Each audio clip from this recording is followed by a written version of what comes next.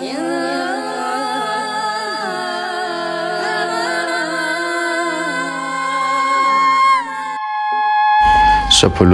kalian subscribe dulu channel ini agar kalian tidak ketinggalan video terbaru dari channel kami. Prabu Brawijaya telah tiba di Blambangan. Ia diiringkan dua punakawan yaitu Sabdo Palon dan Naya Genggong. Mereka beristirahat di tepi danau. Ada gurat sedih dan prihatin di wajah sang Prabu.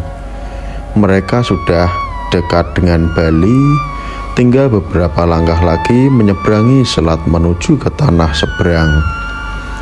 Namun tiba-tiba mereka dikejutkan oleh kedatangan Sunan Kalijaga yang ditemani dua santri. Sunan Kalijaga segera menyembah dan mencium kaki raja sembari menangis.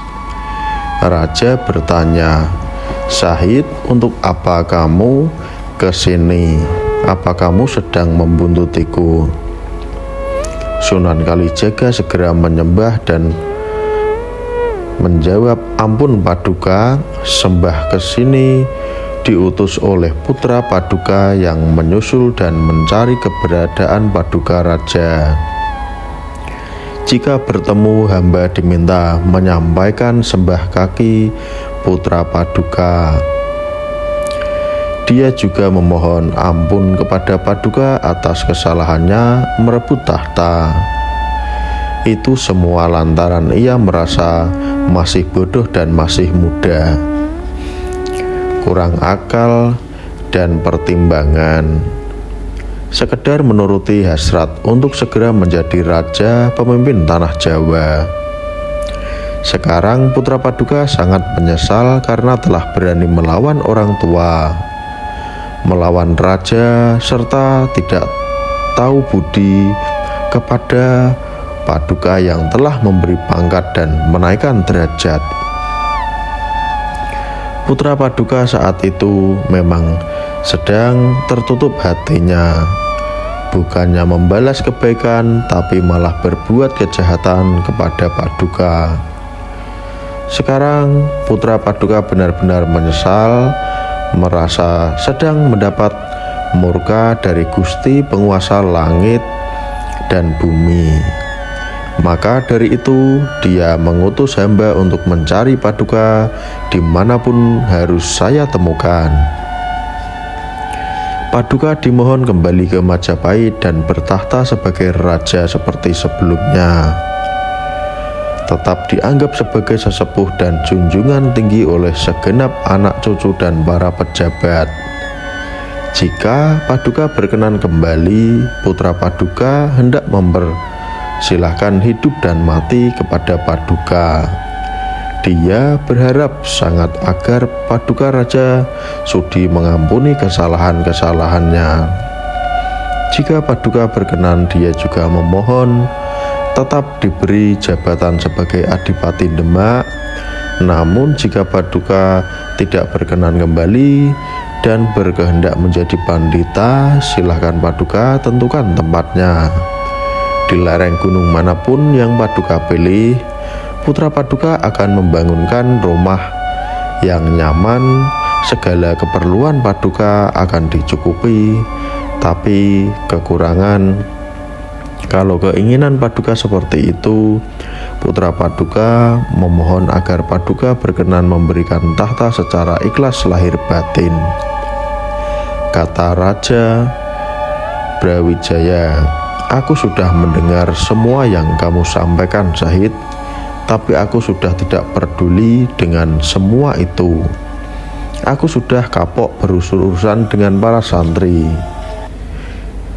Mereka menggunakan 7 mata memandang sesuatu secara berlapis-lapis. Terkadang di depan manis tapi di belakang sinis, bahkan tega memukul dari belakang. Mungkin saja ucapanmu itu hanya manis di depan saja, tapi menyimpan niat kotor dan jahat. Beda dengan aku yang melihat dengan satu mata saja. Bagiku kebaikan itu hanya kebaikan. Aku dengan ikhlas memberi pangkat dan derajat tanpa pamrih apa-apa. Tapi balasannya apa? Aku diperlakukan selayaknya seekor kera. Kalian telah berperilaku bukan adatnya manusia, tiba-tiba menyerang tanpa memberi tantangan terlebih dahulu. Itu adalah tata cara babi, bukan aturan manusia berdarah. Sunan kalian dan Sunan Kalijaga tertunduk penuh penyesalan. Ia merasa bersalah karena ikut andil membiarkan penyerangan ke Majapahit. Ia merasa tak lagi memiliki harga diri, lantas berkata dengan suara memelas, "Duh Gusti Prabu, kemarahan Paduka ini semoga menjadi jimat yang akan terikat pada ubun-ubun putra Paduka." Namun semua sudah terjadi, hanya ampunan dari Paduka yang kami harapkan. Demi keselamatan putra Paduka, ini menjadi pelajaran berharga agar tidak melakukan kesalahan yang sama. Sekarang hamba memohon jawab atas kehendak Paduka, kata Prabu Brawijaya. Aku akan menyeberang ke Bali. Aku akan menemui Prabu Dewa Agung di negara Kelungkung. Aku akan adukan kelakuan Patah yang tega melakukanku seperti ini. Akan ku minta Raja Dewa Agung untuk mengumpulkan seluruh penguasa bawahan Majapahit yang ada di luar Pulau Jawa. Ku minta mereka bersiap perang melawan Demak. Raja menyebutku semua negeri bawahan Majapahit, mulai dari Aceh, Kalimantan, Sulawesi, Maluku hingga Timor. Sunan Kalijaga ikut begidik ngeri mendengar banyaknya penguasa yang disebutkan Sang Prabu. Jika semua bersatu menyerang Demak, tak terbayangkan kerusakan yang akan terjadi. Belum lagi sebagian penguasa di Jawa yang masih setia kepada Majapahit. Mereka ikut bersama-sama menyerang Demak. Kalau itu terjadi, maka pasukan santri akan hancur lebur tanpa sisa. Prabu Brawijaya melanjutkan, akan kukirim juga berita ke Adipati Palembang bahwa kedua anaknya telah tiba di Jawa dan kuberi anugerah pangkat, tapi keduanya malah menusukku dari belakang. Aku hendak meminta kerelaannya agar dua putranya itu kubunuh. Akan kuberitahu juga sang Raja Cina bahwa putrinya yang kunikahi telah melahirkan putra, tapi anak itu malah membalas kebaikan ayahnya dengan kejahatan. Aku minta kerelaannya karena cucunya aku akan membunuh. Aku juga akan meminta bantuan prajurit Cina untuk ikut menghancurkan Demak. Penguasa Cina pasti teringat kebaikanku dulu yang telah membantuku mereka, hingga Raja Cina itu akan mengirimkan pasukan bersenjata lengkap. Tentara Cina akan bergabung dengan pasukan Bali dan semua penguasa negeri di Nusantara untuk meluluh lantakan pasukan santri di Demak. Aku sudah bersiap memulai perang besar. Aku tidak malu melakukannya meskipun harus mengorbankan banyak nyawa. Aku tidak lagi sungkan berperang melawan anak sendiri, karena bukan aku yang memulai. Lagi pula, Patah telah memakai cara-cara yang tidak beradab dalam peperangan. Sunan Kalijaga semakin miris. Ia menghanturkan sembah dan berkata, "Duh Paduka Raja, apa Paduka tidak sayang jika nantinya terjadi peperangan besar di tanah Jawa? Pasti banyak sekali kerusakan yang diakibatkan perang ini. putra Paduka pasti juga akan kalah. Setelah itu Paduka naik tahta, namun tak lama kemudian Paduka wafat. Akibatnya terjadi perang perebutan tahta. Termaksud yang bukan keturunan Paduka ikut merebut kuasa. Ibaratnya para anjing berebut bangkai anak babi. Saling terluka tapi dagingnya malah dimakan anjing yang lain.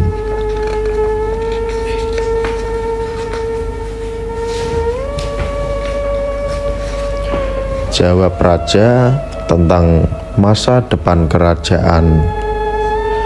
Aku pasrahkan saja pada kehendak Hyang Widi. Aku ini orang raja yang harus memegang watak mata satu.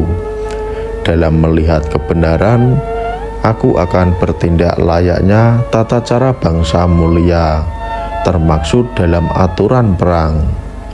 Patah telah memulainya, aku hanya akan melanjutkan saja. Sang Prabu terdiam sejenak, lantas menambahi, aduhai, andai saja Patah mau meminta tahta dariku dengan cara baik-baik, tentu akan kuberikan dengan rela hati. Aku ini sudah tua, tak akan selamanya menjadi raja. Pada akhirnya aku memutuskan menjadi pandita yang tinggal di lereng gunung. Tapi Patah tidak sabar, akhirnya tega melengsarkan aku. Kalau sudah begini, aku tidak rela kalau Patah menjadi raja karena aku sudah mengetahui wataknya. Biarlah semua terjadi sesuai kehendak Hyang Sukma. Sunan Kalijaga merasa sudah tidak mampu meluluhkan hati Prabu Brawijaya. Lantas ia mencium kaki raja sembari mengeluarkan sebilah keris. Ia berkata, kalau memang begitu kehendak Paduka, hamba merasa sia-sia saja menemui Paduka. Hamba tidak sanggup menghadapi kejadian besar nantinya. Mohon Paduka bunuh hamba saja. Hamba tidak tahan ditertawakan seluruh isi bumi lantaran tidak bisa mencegah perang besar nantinya. Mendengar itu Prabu Brawijaya tersentak. Dia tak mampu berkata apa-apa. Ikut membenarkan ucapan Sunan Kalijaga. Dalam hati juga tidak mengharapkan adanya kerusakan besar di Jawa karena perang yang akan diciptakan. Tanpa terasa air matanya menetes. Ia hapus dengan jemari, lantas berkata kepada Sunan Kalijaga, "Syahid, duduklah." Beberapa saat dalam keheningan, lalu sang Prabu berkata, "Aku akan mempertimbangkan niatku tadi, tapi aku juga ragu pada kata-katamu. Aku masih khawatir kalau kamu bohong. Kalaupun kamu benar, aku tetap tidak percaya pada si Patah. Andai aku pulang ke Majapahit dan Patah menghadapku, pastilah ia merasa lebih berkuasa. Dia tetap menginginkan aku masuk Islam. Kemudian aku dipegang, disunat, lalu diperintahkan tinggal di rumah belakang. Pagi, siang, sore aku akan diajari sembahyang. Kalau tidak bisa, maka aku diseret ke kolam, tubuhku digosok dengan alang-alang kering. Duh, merana sekali aku. Sudah tua, jelek bungkuk, masih direndam di air kolam." Mendengar itu Sunan Kalijaga tertawa. Sang Prabu juga ikut tersenyum. Sunan lantas menimpali, "Gusti Prabu, saya menjamin tidak akan seperti itu. Saya yang menjamin bahwa putra Paduka tidak akan berbuat sewenang-wenang kepada Paduka. Masalah agama, semua itu berpulang kepada Paduka sendiri. Tidak akan ada yang memaksa. Memang menurut hamba akan lebih baik kalau Paduka memeluk ajaran Rasul dan menyembah Gusti Allah. Jika paduka tidak berkenan, itu juga tidak apa-apa. Agama Islam itu bukan sekedar sembahyang, tapi syahadat yang paling utama. Meskipun sudah melakukan salat berkali-kali, nungging, tapi kalau belum paham syahadat, maka ia masih termaksud kafir. Prabu Brawijaya tertarik dengan ucapan Sunan Kalijaga, selalu bertanya, syahadat itu apa? Beritahu saya. Jawab Sunan, lafalnya ada dua paduka.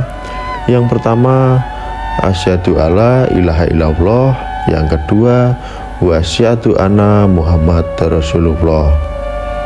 Artinya, saya bersaksi bahwa tidak ada Tuhan selain Allah, dan saya bersaksi bahwa Nabi Muhammad adalah utusan Allah. Adapun manusia yang hanya menyembah nama sejati, dia belum mengetahui wujud sejati. Dia masih menjadi manusia yang sia-sia, manusia yang menyembah bukan wujud sejati. Berarti ia masih menyembah berhala. Lahir batin masih tersesat. Seharusnya lahirnya mengucapkan nama Tuhan, batinnya juga mengetahui wujud sejati itu. Makna dari Muhammad utusan Allah, bahwa lahirlah Muhammad itu adalah yang jagat beliau yang dikubur di tanah Arab, tapi hakikatnya adalah tubuh kita sendiri. Memuji Nabi Muhammad sama saja memuji atau menghormati diri sendiri sebagai bayangan dari wujud Tuhan. Di dalam badan ini ada rasa, disitulah Rasul terdiam. Badan menuruti hukum duniawi, sedangkan Rasul naik ke surga, melebur dan meluluh. Itulah sejatinya yang disebut Rasulullah. Adapun badan akan selalu menerima godaan, kenikmatan dan kesalahan. Jelasnya, memahami Rasulullah berarti harus memahami badan sendiri terlebih dahulu. Selanjutnya memahami yang ada di dalam badan jiwa, lalu memahami rasa dari jiwa tersebut. Disitulah ditemukan surga. Sudah selayaknya manusia mengetahui badan, jiwa, dan rasanya. Itulah makna dari Rasulullah. Makanya saat santri sembahyang itu sama saja dengan kembali ke asal usulnya. Adapun asal usul diri ini adalah roh idafi yang berasal dari ruh Muhammad. Makna Rasul adalah rasa yang keluar dari rasa hidup menurun ke badan yang tersusun dari unsur tanah. Melalui perantara syahadat secara benar, maka ia ibarat sudah naik haji. Kalau mengucap syahadat tapi tidak tahu maknanya secara benar, berarti ia belum paham rukun Islam, tidak tahu asal usul.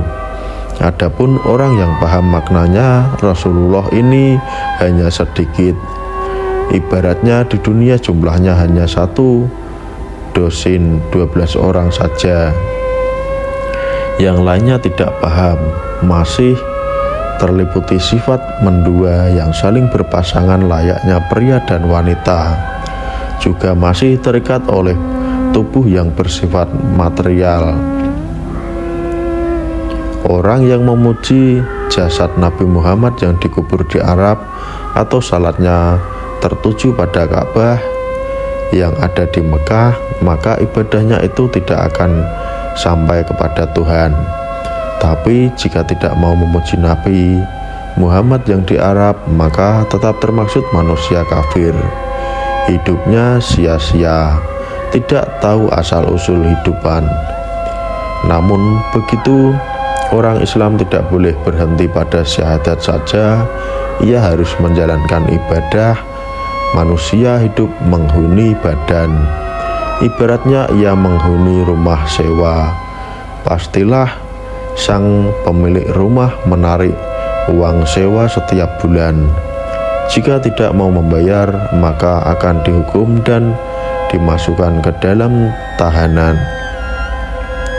Sama saja manusia memiliki badan, ia harus membayar sewa dengan menjalankan ibadah melalui badan. Dalam kitab tersebut bahwa dosa manusia kepada Yang Widi adalah lantaran melakukan kedurhakaan badaniyah. Ia membawa badannya ke sana kemari tapi tidak menyadari asal-usul badan itu. Lantas disebut pencuri karena membawa barang tanpa izin, malah diakui sebagai pemilik. Orang seperti ini pantas mendapatkan siksa dari Hayang Sukma, berbeda dengan dosa kepada guru, raja, ayah, ibu, istri, dan anak-anak. Dosa kepada mereka adalah jika durhaka atau menyia-nyiakan. Adapun dosa kepada Tuhan adalah jika mengambil badan tanpa izin dan mengakui sebagai pemiliknya sendiri. Memerlukan badan untuk beribadah kepada Tuhan disebut dengan syariat.